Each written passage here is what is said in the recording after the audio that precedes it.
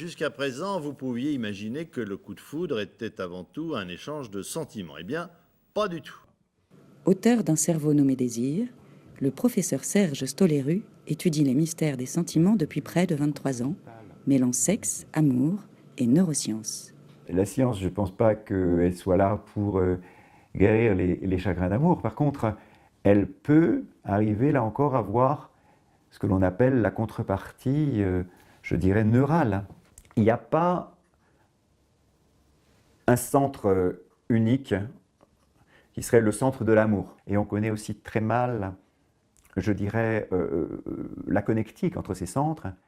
Là, vous avez une coupe du cerveau. Cette région s'appelle l'insula. 21 études indépendantes ont conclu que cette région était activée lorsque des hommes hétérosexuels regardent des images de femmes qui ont une valeur de stimulus sexuel pour eux. L'insula, globalement, ne s'occupe pas que du désir sexuel.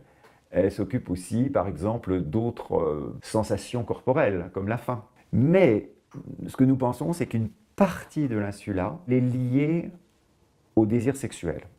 Les sciences peuvent-elles expliquer l'amour? Il y a une région qui s'appelle le singulaire, et l'autre chose, une autre structure qui est très très peu connue, et personne ne sait vraiment de façon extrêmement claire ce que fait le claustrum.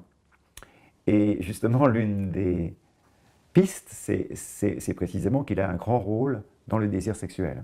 Elle veut régler les problèmes avant de faire l'amour. Alors que lui, il veut faire l'amour pour régler les problèmes.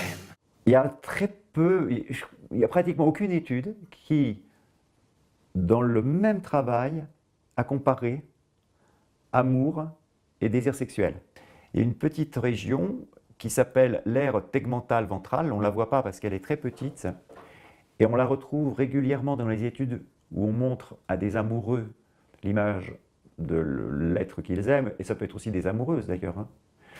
Donc voilà, il y a une activation de l'aire tegmentale ventrale, qui est un petit noyau au cœur du tronc cérébral, qui semble beaucoup plus souvent retrouvé dans le sentiment amoureux que dans le désir sexuel. Rappelons que notre cerveau est notre premier organe sexuel et que tout transite par lui. On a montré à des gens, bon, qui n'étaient pas très vieux, qui étaient des gens, disons, on va dire des quinquagénaires, des images de leur amoureux ou de leur amoureuse.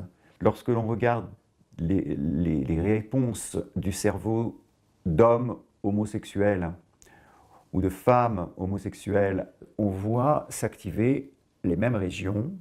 La limite, si vous voulez, de ces travaux, c'est qu'on a travaillé avec des photographies ou des films.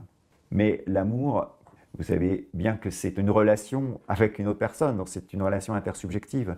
Et donc ces travaux ont quelque chose, si vous voulez, d'artificiel. Alors bien entendu, il faut toujours rester éthique, il ne s'agit pas de se lancer dans des expériences bizarres, mais par contre, il faut arriver à faire des protocoles qui ressemblent plus à la vraie vie. Moi, en tant que chercheur, je peux vous dire que je serais plutôt plus capable d'amour aujourd'hui, après l'avoir étudié, qu'avant.